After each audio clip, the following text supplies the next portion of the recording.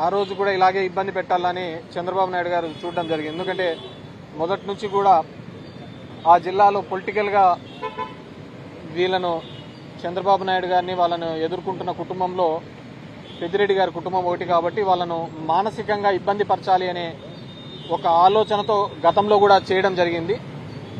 ఇప్పుడు కూడా అదే పద్ధతిలో ఆయన ఇబ్బంది పెట్టాలి అని చెప్పేసి ఒక లేని స్కామ్ను తీసుకొని వచ్చి మిథున్ రెడ్డి గారి మీద నిరాధారంగా జైల్లో ఉంచడం జరిగింది.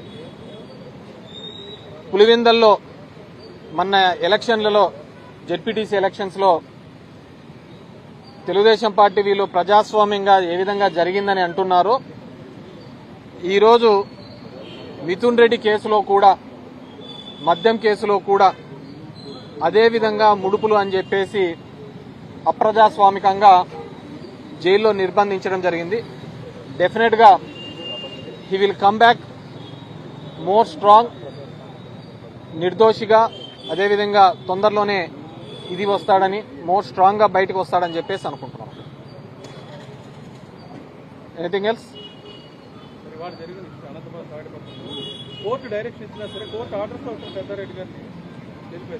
కోర్టు డైరెక్షన్స్ లో ఈరోజు తాడిపత్రిలో పెద్దారెడ్డి చిన్నాన్నకు సంబంధించి గతంలోనే కోర్టు ఆర్డర్ ఇవ్వడం జరిగింది.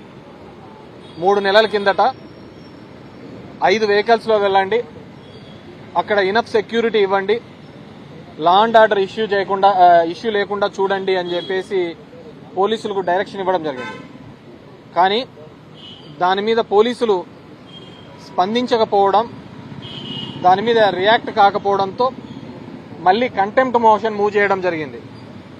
కంటెంప్ట్ కూడా గౌరవ హైకోర్టు వాళ్లకు ఇది చాలా తప్పు, డెమోక్రటిక్ నేషన్లో, ప్రజాస్వామ్య దేశంలో ఉన్నప్పుడు ప్రతి పౌరుడికి కూడా వాళ్ళ ఊరికి వెళ్ళడానికి, దట్టు ఒక ఎక్స్ఎమ్మెల్యేని ఊరికి వెళ్లకుండా నిర్బంధించడం తప్పు అని చెప్పేసి 3 రోజుల కింద కంటెంప్ట్ మీద మళ్ళీ వాళ్ళను మందలిస్తూ ఆర్డర్ ఫ్రేమ్ చేసి ఈరోజు 10 నుంచి 11 లోపల, మామూలుగా పెద్దారెడ్డి గారికి గతంలో ఇచ్చిన ఆర్డర్లో మీరు ఎప్పుడు వెళ్తే అప్పుడు ఎస్పీకి చెప్పమని చెప్పడం జరిగింది.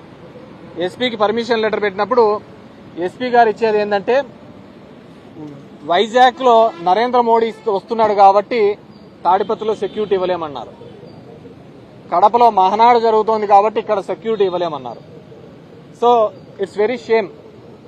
ఎక్కడో మోడీది జరుగుతుంటే 1000 కిలోమీటర్ల దూరంలో జరుగుతున్న దానికి తాడిపత్రిలో సెక్యూరిటీ ఇవ్వలేకపోవడం అనేది. సో